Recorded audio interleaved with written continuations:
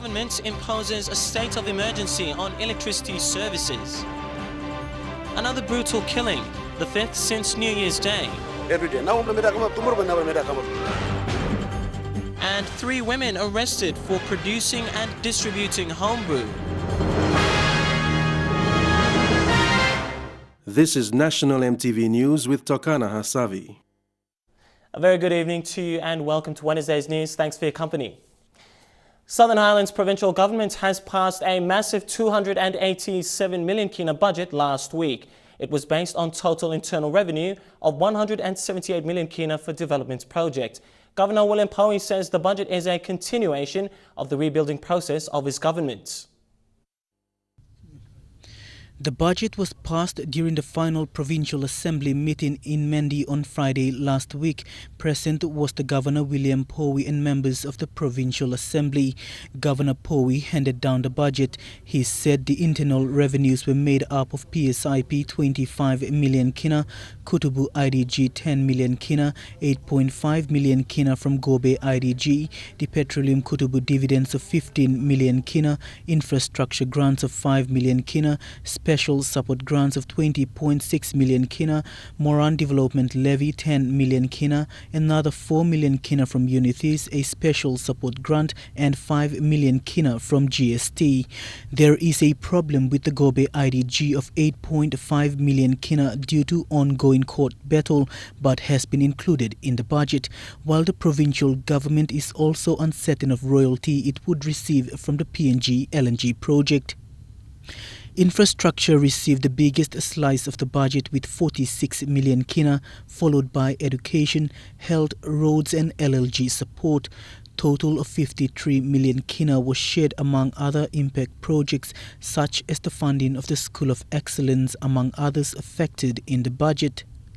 Powie wants to see that these funds are used wisely for their intended purposes. He said while the province continued to receive massive funding from the national budget, implementation and service delivery has always been a problem.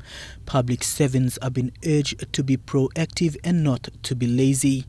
Mickey Cavera, National EMTV News. There has been another killing in Lae. The body of a man was found at the back road area in the early hours of this morning. Attackers known to police cut the victim behind his head before chopping his hands and legs. MTV's Bethany Harriman was at the crime scene this morning. This is where the body was found along the back road area. The victim's attackers distracted him by asking for a gas lighter and cut him on the back of the head before chopping his legs and hands. The dead man is also wanted by police for a series of hold-ups, thefts and assaults. Police at the scene managed to contain what could have been a spillover of violence at the back road area. It's understood the man is a key suspect linked to at least one ethnic clash in the area. He was one of those people who said they've been instigating. Community leaders also gathered people and talked to them, but this isn't the first time it's happened.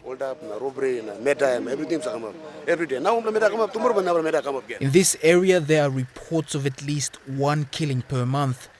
Bethany Harriman, National EMTV News, Lae. A relative of the late Moana Pisimi, who was shot on New Year's morning, is now calling on Morobe leaders to address the crime situation in Lae City.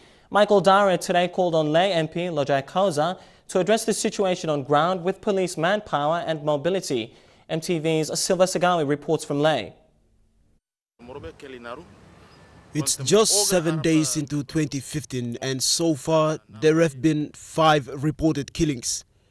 The fatal shooting of Moana Pisimi on New Year's Eve was the first, followed by another 4 killings. The police commissioner has directed a team of investigators from Port Moresby to lead the investigations into these killings. Now, Lae City, you top him chat instead of category law and order, where Lae he got 5 plumeda instead of just 1 week after the New Year's. This is no good place. Me blow man low ground, me blow leader low ground, me blow piling big le pentro. On Saturday, Singaporean businessman Titi Tan was killed at his Eriku residence. On Monday, a lay doctor was robbed at his family home at 11 Mile. Leadership in Morobe, in Leitu. So all leaders must look this. How about got 5 killings just in 1 week? Just imagine. So me Papa Mama, all leaders from Morobe, me stop ground, me pin big pentro. Me sing out Luja Cosa, suppose you member Blolay, you must come stop Blolay. As the crimes continue, the problem of police manpower shortage remains. It is compounded by the fact that police housing has not yet been completed by the contractor tasked with the job. Sylvester Gawi, National EMTV News, Leh. 3 lay women have been arrested for producing and distributing large quantities of illegal alcohol, or locally known as steam. Police raided the Kamkumung residence after an earlier arrest of another woman who got drunk from steam allegedly sold by the 3 suspects. Community leaders have also drawn anger from police for failing for reporting the matter. From the plastic containers confiscated at the residence, this was a well-established operation. Police found several large plastic containers of fermenting homemade liquor buried in the yard. They also found one of the women distilling the alcohol using a gas burner. Hundreds of liters of homebrew were then poured out onto the ground. It's understood this operation run by the 4 women supplied the whole of Kamkumung. With the high demand for cheap, potent alcohol, this stash had an estimated street value of several thousands. Police were led to this house after the arrest of another woman who was harassing people at a nearby market while drunk on steam. 3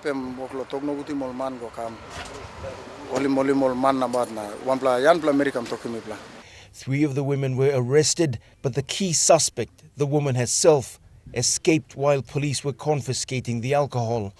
The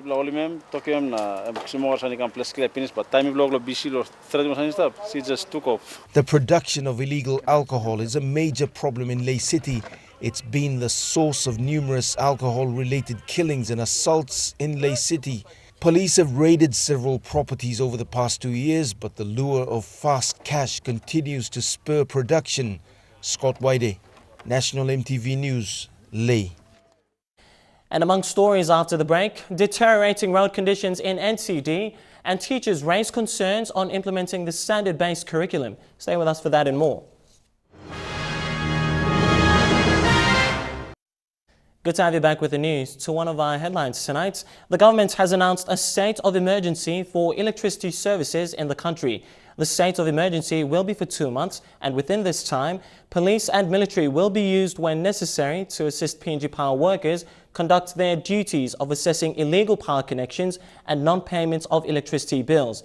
Illegal power producers and users have been given 48 hours notice to report to PNG Power. Those that fail to do so will have their power disconnected, and those generating, supplying and using illegal power arrested and charged.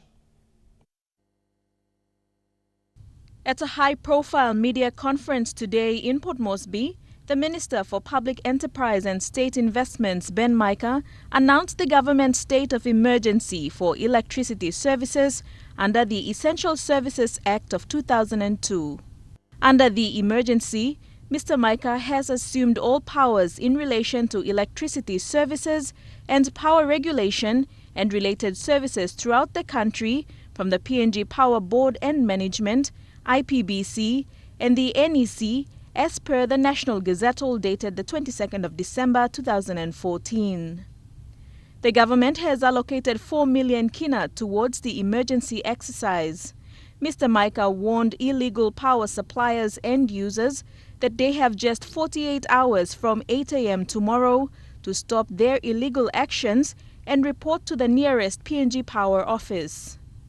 This issue of people using power and not paying has contributed to about 30% of revenue not being collected in this company. Because there are businesses and you know very well who you are. I'm giving you only 48 hours to atone for your sins. I will forgive you for only 48 hours. Okay? Failure of that, your power will be disconnected, and those generating, supplying, and using illegal power arrested and charged for criminal offense.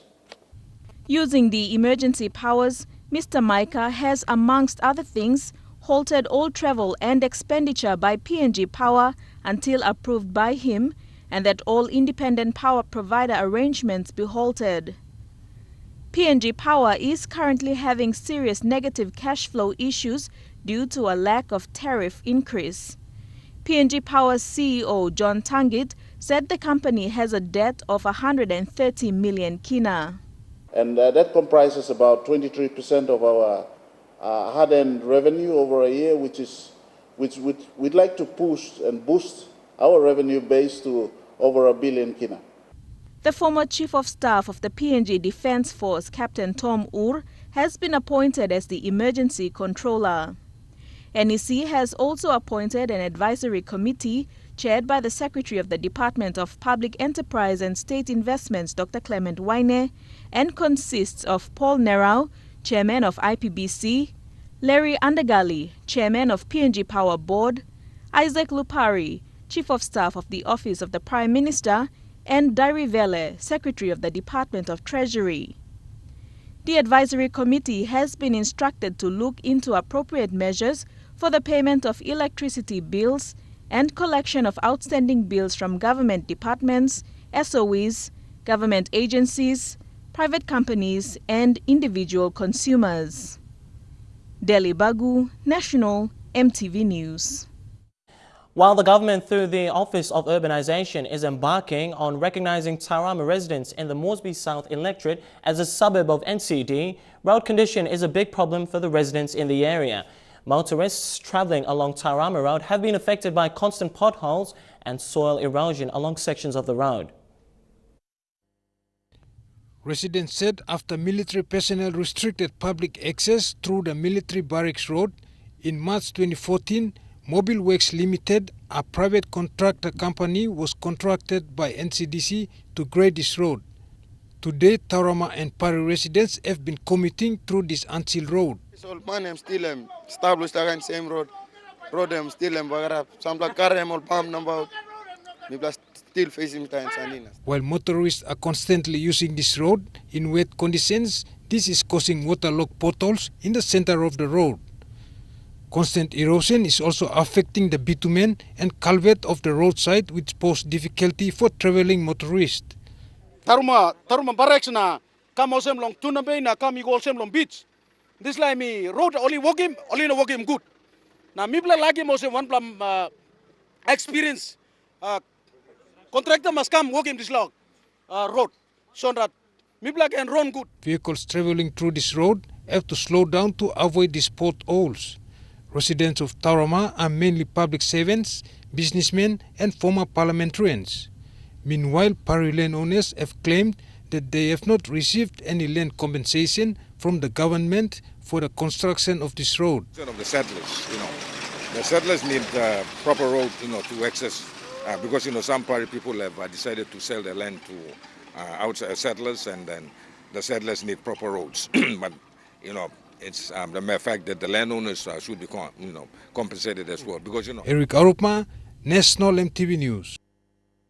The 2015 academic year is approaching, but teachers in lower primary and elementary levels are not confident in implementing standard-based curriculum. Apart from that, schools' infrastructures, including teachers' houses, classrooms and student desks, are still worrying some teachers. Barony Primary School in NCD is among schools that desperately need assistance to accommodate the growing number of students. The 2015 academic year is 3 weeks away, and some teachers in primary and elementary schools are worried that they are not being trained and equipped well to roll out the standard-based curriculum. Headmaster of Barony Primary School, Nima Katumo, is concerned that his teachers are not well prepared, but hope that there will be proper training during mid-year. Currently, my teachers, to some degree, they are not prepared, but when it is taken on board, towards mid of this year, I'm pretty sure that all the teachers, probably across the country, will be very much aware. Renewed calls have been made to Mosby Northwest MP Michael Malabag to honor his promises to the school. The school headmaster said they are facing problems accommodating students because of increased number of students during enrollment and not enough classroom and desk facilities. The only thing that is focused by the O'Neill Dion government today is on education, and they have spent a lot of money on education. And if our member can at least play his part with any funds that is available with him to at least give us our say in terms of his promises, to at least making sure that what he has pledged or what he has committed to our school must come forward before the year begins. I am also very much glad that our Governor, Powers Pakop, has contributed very well towards our school infrastructure in terms of desks towards the end of the year. Despite this, Baroni Primary School came first in all NCD schools in last year's grade 8 examination. With the change of education system from outcome-based to standard-based, the call for infrastructure development is still a concern in many schools. English and computing lessons have to be given priority. Pacific Adventist University Vice Chancellor Professor Ben Thomas said students need to master skills in English and computing.